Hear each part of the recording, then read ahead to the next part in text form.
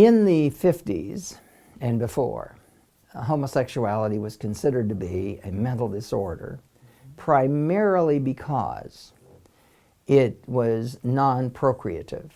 That is, Christianity had influenced all of Western society to feel negatively toward non-procreative sex.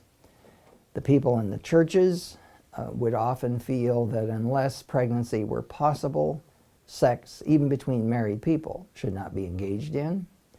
Certainly in the general population, there was this sense that any sort of recreational sexuality was wrong. People did fornicate, people did engage in adultery, but it was quieted, it was shameful, and homosexuality was seen primarily as a problem because it was non-procreative and a waste of sexual interests and energy. Even in the 1950s, the psychiatric community was aware that many homosexuals would not test as mentally disturbed by any other criterion. That is, they wouldn't necessarily have tics or be anxious or suicidal or have unusual fears or what have you, that they would only be ill in regard to their sexual activities and preferences and tastes.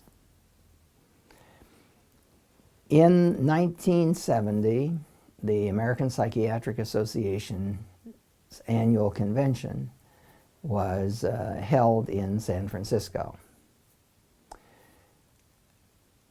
This was a great spot for the homosexuals to challenge American psychiatry. In the late 40s, Kinsey, himself a homosexual, but married and with children, very cleverly kept his homosexuality concealed. He got monumental amounts of grants, funding, and status from the National Academy of Science. He was able to substantially influence sexual thinking and research, even though he was largely continuing what had started out in Germany with the German transsexual Magnus Hirschfeld.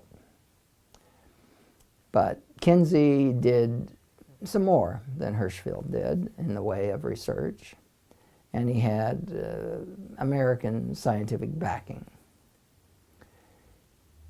Even when he published, although his research was influential, it was not very influential on American psychiatry, because he kept arguing that over a third of American men, all American men, had had homosexual relations to orgasm.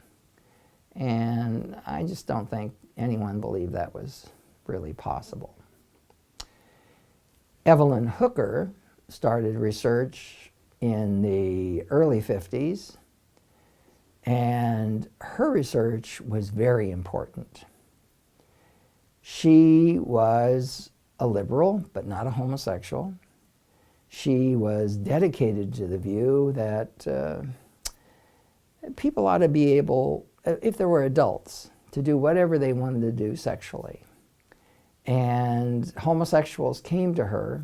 She was a professor at UCLA, that's at Los Angeles, and one of her students said, you must free us from oppression. You must do a study about us to prove that we're normal. And she set about to do this. Her study, which is filled with poor technique and questionable methodology, nonetheless managed to really strike a chord with some psychiatrists. And the American Psychological Association used her study to spread the notion that homosexuality was okay, that homosexuals are no more apt to be psychologically disturbed.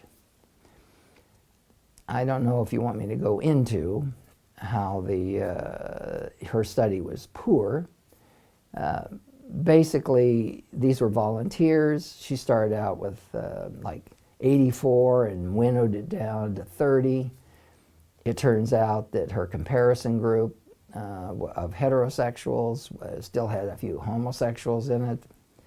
It turns out that the 3 tests that she gave actually did show that homosexuals could be distinguished by these tests. These tests were the Rorschach, the inkblot test, tell stories about pictures, the TAT test, and then, so to speak, a paper doll test in which you took the paper dolls and you told a story. On 2 of the 3 tests, the homosexual taking the test could almost always, perhaps always, we're not sure, always be distinguished. Because even though they knew that they were not supposed to reveal that they were homosexual, either all or almost every single one of them did. And that says something there that's very, very peculiar. In other words, almost no one who, let's say, if you wanted to prove that men and women were exactly the same, you couldn't tell the difference, I think most men could figure out a way to tell stories about, I don't know, children or flowers or something that would make it very difficult. It may be impossible to tell that a man was telling the story. These homosexuals could not. But on the inkblot portion of the test, on average, the homosexuals could not be detected. And Hooker said, and the American Psychological Association said, this is dispositive. That is, this is so important that we couldn't tell who did this inkblots, told the story, that shows that homosexuals are normal. And at the 1970 meeting of the American Psychiatric Association, much was made of this. The next year they met in, I think it was Washington, D.C., and there still further protestations and so forth were made by homosexuals. Homosexuals got into the meeting using fake credentials and the like. They disrupted the meeting. They challenged the American Psychiatric Association to either arrest them or succumb to admit that homosexuality was a normal variant of human life. What happened then was many psychiatrists said, this is absurd. We're being forced to deny the scientific process.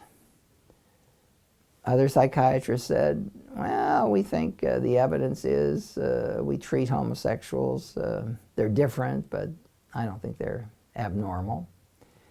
And the long and the short of it was, between the threats of the homosexuals, particularly in the D.C. meeting, where Frank Camedy, a homosexual activist of some renown,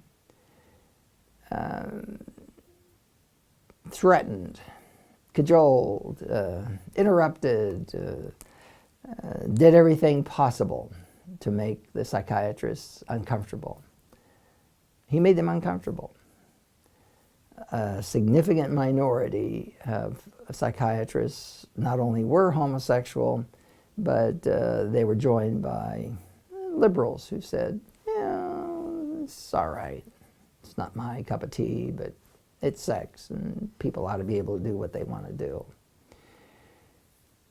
They met in September, as I recall, and by December, they had already decided that this is the way it would be. There was a small amount of debate. I think they held something like 16 hours of hearings or something like that. And they had some people from one side or the other.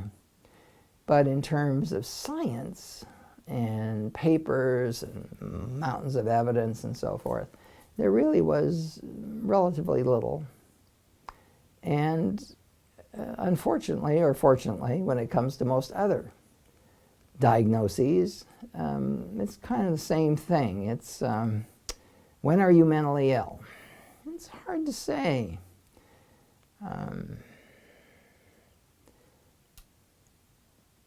In American psychiatry, the list in 1952 was, I think, 160-some diagnoses long.